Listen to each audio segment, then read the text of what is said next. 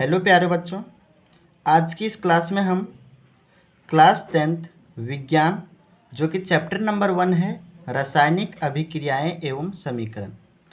इस चैप्टर से आज हम देखेंगे ऑब्जेक्टिव क्वेश्चंस। हमने पिछली कई वीडियो में इसकी सारी थ्योरी को समझा। आज हम इस चैप्टर के 10 ऐसे MCQ लेकर आए हैं जो कि अक्सर यही सारे क्वेश्चन आते हैं बोर्ड एग्ज़ाम के पेपर में। तो चलिए हम टाइम को नहीं गवाएंगे।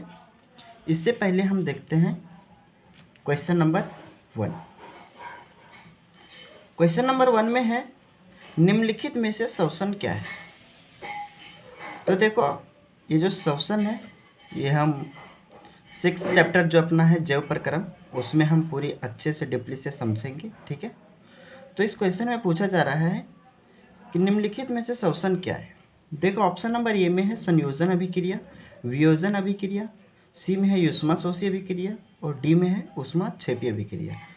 तो हम ये चारों अभिक्रिया थ्योरी में पढ़ चुके हैं, आप सब पढ़े होंगे, तो इन चारों का मतलब आपको पता होगा। ठीक है, अगर नहीं पता है तो देखो इसमें क्या, देखो संयोजन अभिक्रिया में क्या होता है कि दो पदार्थ जुड़कर, जैसे ए और बी है, इसमें क्या बनाता है, एकल उत्पाद का निर्माण करता है। लेकिन इसमें क्या है, एकल जो अभिकारक है ये टूटकर अलग अलग उत्पाद का निर्माण करता है। ठीक है, वियोजन में। युष्माशोषी में है कि जब अभिक्रिया होती है तो उसको ऊष्मा चाहिए होती है।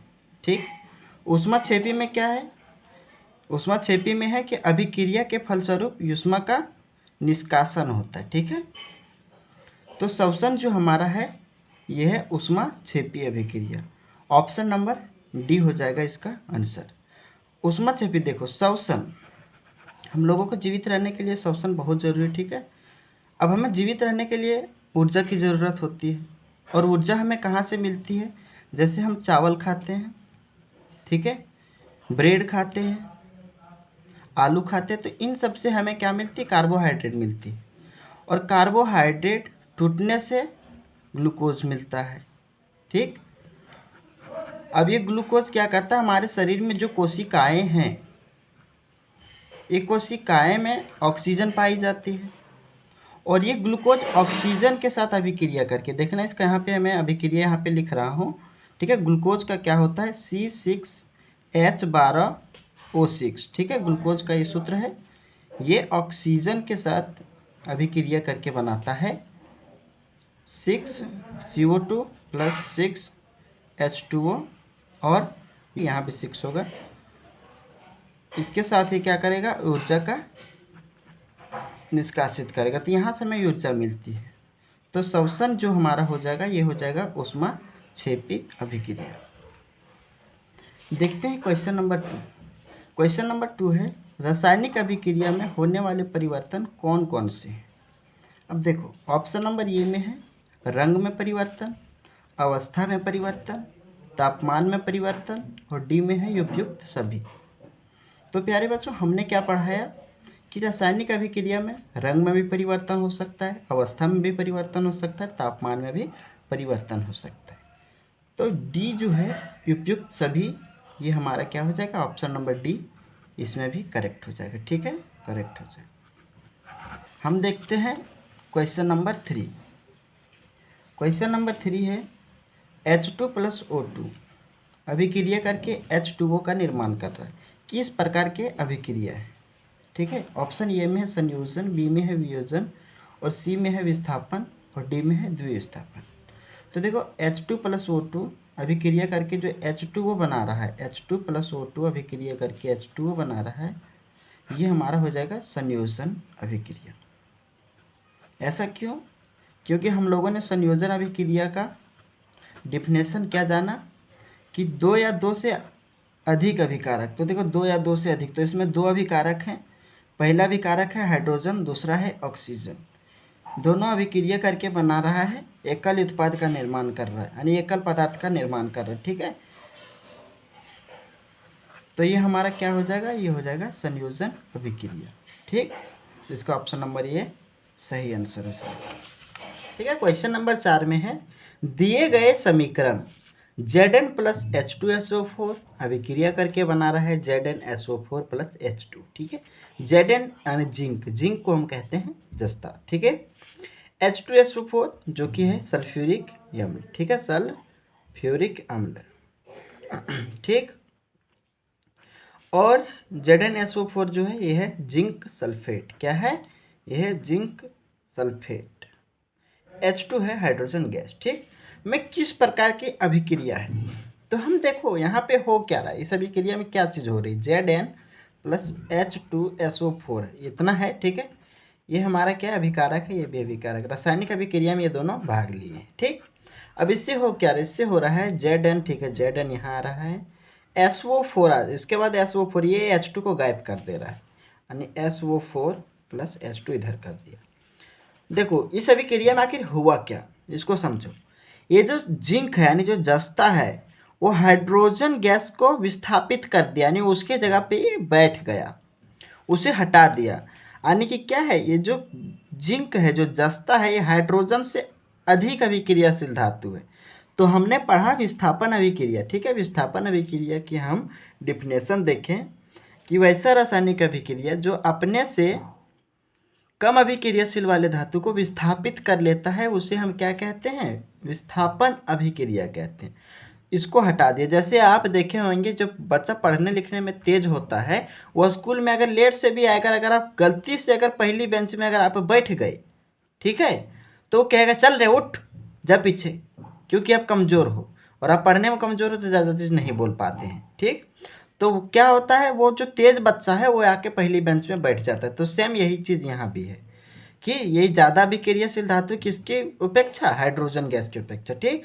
तो ये इसके जगह पे बैठ गया, तो ये बैठ गया, क्या बनाया, जिंक सल्फेट बनाया, और ये है हाइड्रोजन गैस को अलग कर दिया।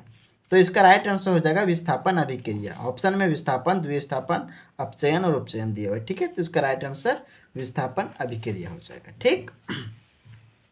प्यारे बच्चों, मैं आप सभी को एक ही चीज़ कहना चाहता हूँ कि मैं जितने सारे क्वेश्चन बता रहा हूँ, आप इतने क्वेश्चन बस पढ़ लो। इसी से बोर्ड एग्जाम में जो तुम्हारे ऑब्जेक्टिव क्वेश्चन पूछे जाएंगे इस चैप्टर से, बस यही 10 में से कोई ना कोई 1 या 2 क्वेश्चन बढ़ जाएगा, ठीक है।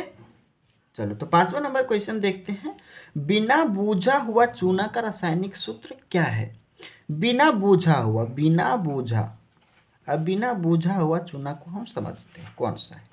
देखो, एक तो आप देखे होंगे आपके दादा या चाचा कोई भी हैं, तो आप देखे होंगे तंबाकू जो बनाते हैं ऐसे करके, उसमें उस तंबाकू में क्या करते हैं, चूना भी ऐड करते हैं। वो चूना का नाम क्या है, उस चूना का नाम है बूझा हुआ चूना, ठीक है, बूझा हुआ चूना, बूझा हुआ चूना। लेकिन यहाँ बात करी जा रही है बिना बूझा हुआ चूना की। मतलब बिना बूझा हुआ चूना वो है, जब आप देखे होंगे आपके घर की दीवार जब प्लस्तर होती है तो आप उस पर पेंट चढ़ाते हैं, जब उसे रंगने के लिए जो आप चूना लाते हैं दुकान से खरीद के, ठीक, वही चूना को हम कहते हैं बिना बूझा हुआ चूना, ठीक, जो मिट्टी जैसा होता है, ठीक, समझ रहे। तो उसी का सूत्र पूछा जा रहा है, उसका रासायनिक सूत्र आखिर क्या है। देखो CaCO3 CaOH = CaO, या इनमें से कोई नहीं। अब इसकी हम देखते हैं क्या है, ये है कैल्शियम कार्बोनेट, कैल्शियम हाइड्रोक्साइड, ये है कैल्शियम ऑक्साइड, ठीक। तो इसका जो राइट आंसर हो जाएगा, बिना बूझा हुआ चूना की रासायनिक सूत्र है वो है कैल्शियम ऑक्साइड, ठीक है, कैल्शियम ऑक्साइड, ठीक, कैल्शियम ऑक्साइड है। तो इसका राइट आंसर हो जाएगा ऑप्शन नंबर ये। अब ये जो है, ये जो सूत्र जो आपको दिख रहा है, ये है बूझा हुआ चूना का, बूझा हुआ चूना जो आपके दादा तंबाकू के साथ मिला के खाते हैं, उसका रासायनिक सूत्र ये है। और ये है चूना पत्थर का, चूना पत्थर। अब आप देखते होंगे वाइट, वो जो स्कूल में ब्लैक बोर्ड होती है, ठीक, तो ब्लैक बोर्ड में जिससे लिखा जाता है वही है चूना पत्थर, ठीक, वो है चूना पत्थर। और उसका सूत्र क्या होता है, जो बोर्ड में लिखी जाती है जिसको हम लोग चार्ट कहते हैं, उसका रासायनिक सूत्र है CaCO3। अब देखो, इसका संगमरमर का भी रासायनिक सूत्र यही होता है, संगमरमर जो पत्थर होता है उसका भी रासायनिक सूत्र क्या है, यही है CaCO3, कैल्शियम कार्बोनेट, चलो आप यहाँ पे समझ गए। चलते हैं क्वेश्चन नंबर 6। क्वेश्चन नंबर 6 में क्या लिखा हुआ है, निम्न में से संगमरमर का रासायनिक सूत्र क्या है। देखो प्यारे बच्चों, हमने पिछले 5वें नंबर क्वेश्चन में बात किया संगमरमर का सूत्र क्या होता है, CaCO3। ठीक, तो यहाँ पे यही पूछा जा रहा है। ये देखो, ये 2022 में बोर्ड एग्जाम में ये क्वेश्चन पूछी गई थी कि संगमरमर का सूत्र रासायनिक सूत्र क्या है। तो यहाँ पे यहाँ जो लिखा हुआ ये किस में लिखा हुआ है, ये लिखा हुआ है सूत्र में। ठीक, और यहाँ जो दी हुई ये नाम में दी हुई है, नाम में दी हुई। तो रासायनिक सूत्र की जगह पे यहाँ पे क्या रहेगा, रासायनिक नाम रहेगा। ठीक, रासायनिक नाम। अगर सूत्र पूछा जाए तो सूत्र आप ये कह देना CaCO3। ठीक, और अगर नाम की अगर बात करी जाए नाम की, तो नाम होगा, देखो कैल्शियम क्या है, ऑक्साइड है। बी में है कैल्शियम हाइड्रोक्साइड, सी में है कैल्शियम कार्बोनेट। ओके, तो हमने इसको जब पढ़ा तो हमने क्या कहा, कैल्शियम कार्बोनेट। तो इसका राइट आंसर क्या हो जाएगा, option number C, calcium carbonate. देखो CaCO3। कैल्शियम हाइड्रोक्साइड को हमने कैसे लिखा, CaOH का होल 2। कैल्शियम ऑक्साइड का लिखा CaO। ठीक, और कार्बन डाइऑक्साइड को CO2। ये सब कुछ नहीं होगा, ये डायरेक्ट होगा कैल्शियम कार्बोनेट। ठीक, इसका अगर रासायनिक सूत्र पूछा जाए तो CaCO3। बढ़ते हैं नेक्स्ट की ओर। नेक्स्ट है 7वां नंबर क्वेश्चन। 7वां नंबर क्या है, अभिक्रिया में जब किसी पदार्थ में ऑक्सीजन की वृद्धि होती हो तो उसे हम क्या कहेंगे। ऑप्शन ए में अपचयन, बी में उपचयन, संक्षारण या फिर विकृत गंधिता। इन चारों में से हम क्या कहेंगे, यहाँ ला के एक पटक दो यानी कि भर दो। ठीक, अभिक्रिया में देखो, यहाँ अभिक्रिया यहाँ कराने हैं। ठीक है, जो इसमें अगर ऑक्सीजन की वृद्धि होगी यहाँ पे, तो बताओ कि कौन सी अभिक्रिया है। तो ठीक है भाई, हमने कार्बन और ऑक्सीजन को अगर हमने अभिक्रिया बनाई तो कार्बन ऑक्साइड बना। ठीक, तो यहाँ पे क्या हो रही है, यहाँ पे ऑक्सीजन की वृद्धि हो गई। देखो यहाँ क्या हुई, ऑक्सीजन की, कार्बन में ऑक्सीजन की वृद्धि हो रही है। तो जब ऑक्सीजन की वृद्धि होती हो तो हम उसे कहते हैं उपचयन अभिक्रिया, यानी उपचयित हो रहा है। ठीक है, कार्बन उपचयित हो रहा है, यानी उपचयन कहते हैं। और जब ऑक्सीजन की ह्रास होती हो ना, तो हम कहते हैं अपचयन अभिक्रिया। कभी कभी उपचयन और अपचयन अभिक्रिया क्या है, ये 2 नंबर में पूछी जाती है। ठीक, तब यहाँ से इसे भी कंप्लीट कर लो कि जिसमें क्या होता है, ऑक्सीजन की वृद्धि होती है उसे हम कहते हैं उपचयन, और जिसमें ह्रास होती है, ठीक, उसे हम कहते हैं अपचयन। तो इसका राइट आंसर हो जाएगा ऑप्शन नंबर बी। ठीक है, चलते हैं हम 8वां नंबर क्वेश्चन की ओर। 8वां नंबर क्वेश्चन में क्या है, चिप्स की थैली में कौन सी गैस भरी जाती है। चिप्स की थैली आप खाते हैं, 5 रुपये का भी खाए होंगे, 10 का भी चिप्स आता है, 20 का भी आता है। ठीक, आप कुरकुरे भी खाए होंगे, कई ऐसे चीज़ आप खाए होंगे जिसमें क्या होती है, उस पैकेट जो होती है फूली फूली होती है। कैसे होती है, फूली फूली। और फूली फूली तो आप देखे होंगे, पैकेट तो एकदम बड़ा बना दिया जाता है, लेकिन उसमें क्या होता है, सामान इतनी सी रहती है और उसमें हवा भर दी जाती है ज़्यादा। अब आप सोचते होंगे आप लोग कि हवा भर दे जाता है इसलिए ताकि पैकेट बड़ा दिखे और वो हम लोगों को ठग रहे हैं, लेकिन ऐसा कुछ नहीं है, ऐसा कुछ नहीं है। वो जो हवा भरी होती है वो नाइट्रोजन गैस होती है। आप सोचेंगे हवा क्या है, तो वो हवा नाइट्रोजन गैस होती है। उसमें नाइट्रोजन गैस इसलिए भरी जाती है ताकि आपका चिप्स भाई क्या हो, खराब ना हो, आपके कुरकुरे खराब ना हो।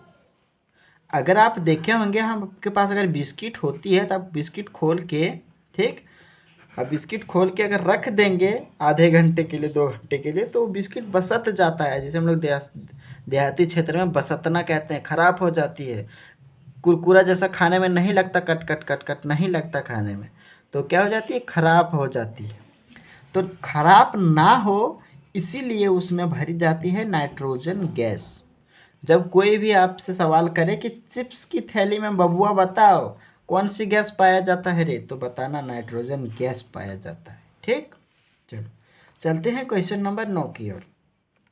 क्वेश्चन नंबर 9 में है, नीचे दी गई अभिक्रिया के संबंध में कौन सा कथन असत्य है। असत्य पूछी जा रही है, एक होता है सत्य और एक होता है असत्य।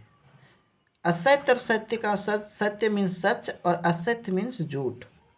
यानी कि जो हम यहाँ पे लिखे हैं, ये भी क्रिया दिया हुआ है, इस अभिक्रिया में जो हमने यहाँ पे लिखा वो क्या, मैं जो लिखा हूँ वो सही है या सही नहीं है। अगर सही नहीं है तो उसको बताओ कि कौन कौन सा सही नहीं है। वही असत्य का मतलब हुआ सही नहीं, मतलब जो हम लिख के दिए उसमें से कौन सा सही नहीं है। तो चलो हम लोग देखते हैं। देखो अभी क्रिया दिया हुआ, अभी क्रिया हम देख लेते हैं।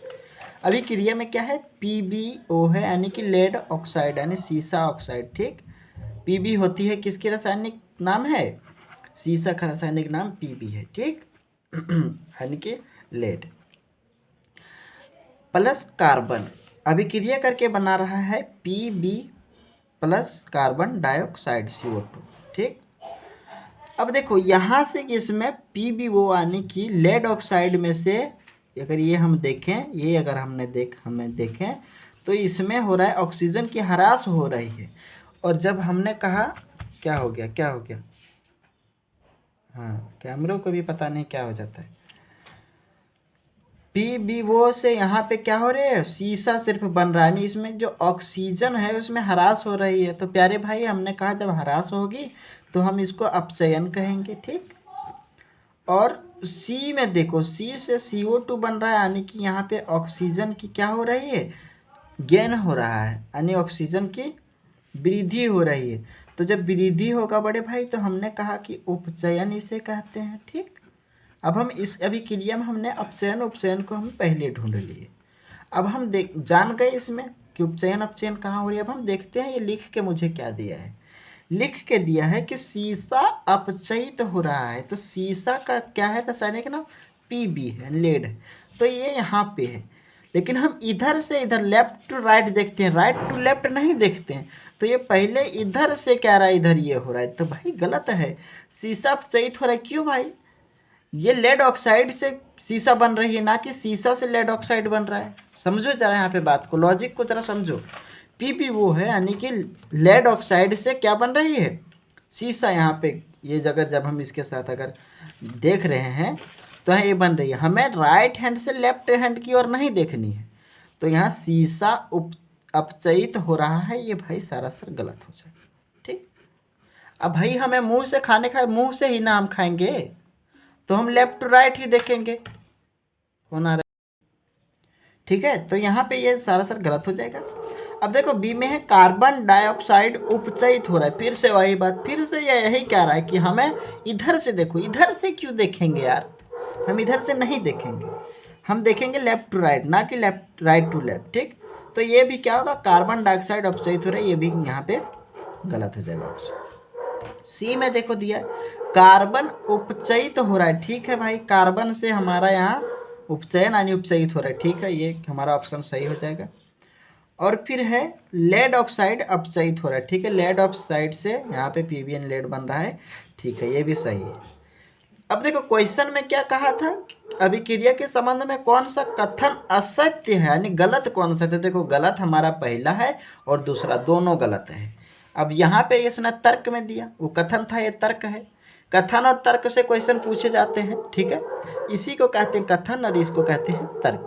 पहले कथन देगा फिर तर्क देगा। ठीक, ए में है ए और बी असत्य है, बी में है ए और सी असत्य है, तीसरा में ए बी सी तीनों असत्य है, चौथा में है सभी असत्य है। नहीं, हमारा असत्य यानी गलत कौन कौन दिया है, पहला और दूसरा गलत दिया है। तो ए एवं बी गलत है, तो हम राइट आंसर मारेंगे ये। इस क्वेश्चन को आपको गहरा से थोड़ा समझने की ज़रूरत है। आप लोग कभी कभी क्या करेंगे, जो जो सही है उस पर आप टिक मार देंगे। अब सोचेंगे सी और डी तो सही है, सी डी कहीं नहीं मिला, चलो सभी मार दो, या ढूंढने में लग जाओगे। लेकिन नहीं, पहले क्वेश्चन समझना बहुत ज़रूरी। ठीक, असत्य पूछी जा रहे। चलो बढ़ते हैं आगे आगे बढ़ते हैं। Question number 10। क्वेश्चन नंबर 10 में है लोह चूर्ण। लोह चूर्ण क्या है, लोह चूर्ण। अब हम कहेंगे बिस्किट चूर्ण। चलो बिस्किट चूर्ण, तो आप क्या इसका जवाब देंगे। अगर मैं कहूँगा बिस्किट चूर्ण, क्या बिस्किट या बिस्कुट लिखते हैं, हिंदी में इसको बिस्कुट लिखते हैं। ठीक, इंग्लिश में बिस्किट पढ़ते हैं, लेकिन हिंदी में बिस्कुट लिखते हैं। ठीक है तो हम कहेंगे कि बिस्कुट चूर्ण क्या है, तो आप कहेंगे कि सर जी जो बिस्किट को जो हम लोग रगड़ देते हैं, मसल देते हैं, और जो वो, फिर देखो कैमरे को क्या होगा, और वो जो धुर्रा जैसा हो जाता है, मिट्टी जैसा हो जाता है, उसे हम कहते हैं बिस्कुट चूर्ण। तो लोहा चूर्ण भी वही है, यानी लोहा का चूर्ण देखे होंगे जहाँ लोहा वोहा की कटाई होती है, ठीक, उस वहाँ पे आप देखे होंगे एकदम धुर्रा धुर्रा सा, यानी मिट्टी मिट्टी सा, उसके लोहा का छोटा छोटा कण क्या होता है, कट के गिर जाता है, तो उसे ही कहते हैं लोह चूर्ण। अब लोह चूर्ण पर तनु हाइड्रोक्लोरिक अम्ल डालने से क्या होता है, सही उत्तर पर निशान लगाइए। ठीक है, लोह चूर्ण पे अगर हम तनु हाइड्रोक्लोरिक अम्ल यानी कि H2SO4, ये जो हमारा लिक्विड है, ये जो अम्ल है, इसको अगर हम किस पे डालेंगे, अब अगर हमने कह दिया कि आदमी छोड़ो, कागज का टुकड़ा, ठीक, कागज का टुकड़ा, तो कागज का टुकड़ा कागज ही रहेगा, तो उसी तरह लोहा का चूर्ण भी लोहा ही रहेगा। तो लोहा का कहोगे कि लोहा का होता है रासायनिक नाम होता है Fe, तो लोहा चूर्ण का क्या होगा, तो लोहा चूर्ण का भी Fe होगा। ठीक है, F ये बड़ा वाला है, छोटा वाला आप मत समझना, ठीक। तो Fe भी वही रहेगा। इस पे अगर प्लस करके हमने इस पे अभिक्रिया करा रहे हैं किसका, तन्नी हाइड्रोक्लोरिक अम्ल का, तो इस पे क्या बनेगा, इस पे देखो बनेगा हाइड्रोजन से अधिक अभिक्रियाशील कौन सा है, लोहा है, तो यहाँ बन जाएगा FeSO4 plus H2, hydrogen gas को अलग कर देगा। ठीक, अब देखते हैं ये क्या दिया हुआ है ऑप्शन में। ऑप्शन में दिया हुआ हाइड्रोजन गैस एवं आयरन क्लोराइड बनता है। ठीक है, हाइड्रोजन गैस FeSO4 को हम कहते हैं आयरन क्लोराइड, आयरन क्लोराइड। तो इसमें यही कहा ऑप्शन नंबर ए में, हाइड्रोजन गैस एवं आयरन क्लोराइड बनता है। ठीक है, हाइड्रोजन गैस इधर बना और आयरन क्लोराइड भी बना। ठीक है, ये ऑप्शन सही हो गया। अब देखो, अगर एक ऑप्शन सही हो गया तो हम यही नहीं करेंगे, हम ऑप्शन सभी देखेंगे, क्या पता डी में सभी लिखा हुआ, हम पढ़ दूसरा तीसरा पढ़ने के बाद डी में सभी है, तो इसलिए हमें ऑप्शन सारी पढ़ेंगे। ठीक, उत्तर अगर मिल जाए तो हम छोड़ नहीं देंगे। बी में है क्लोरीन गैस एवं आयरन हाइड्रोक्साइड बनता है। ठीक है, क्लोरीन गैस यानी Ca2 प्लस आयरन हाइड्रोक्साइड। ठीक है, आयरन हाइड्रोक्साइड बनता है, ये तो नहीं होगा, कोई अभिक्रिया नहीं होती। कैसे नहीं भाई, अभिक्रिया तो हो रही है। अभिक्रिया क्या हो रही है, अभिक्रिया हो रही है, हाइड्रोजन गैस को अलग कर दे रहा है, उसको विस्थापित कर दे रहा है। डी में है आयरन लवण एवं जल बनाता है, नहीं, जल कुछ नहीं बनाता है, इसको सिर्फ विस्थापित कर देता है हाइड्रोजन गैस को। तो ऑप्शन नंबर राइट आंसर हो जाएगा option number A, hydrogen gas एवं आयरन क्लोराइड बनता है। तो हम लोगों ने जो है वो देखा, ये देखिए रासायनिक अभिक्रिया एवं समीकरण का ऑब्जेक्टिव क्वेश्चन हम लोगों ने देखा। ठीक है, 10। तो देखना इस चैप्टर से 1 या 2 क्वेश्चन कंफर्म आएगा ही आएगा, इससे हट के कुछ नहीं आएगा। तो मैं आशा करता हूँ कि ये 10 क्वेश्चन आपको आसानी से समझ आई होगी।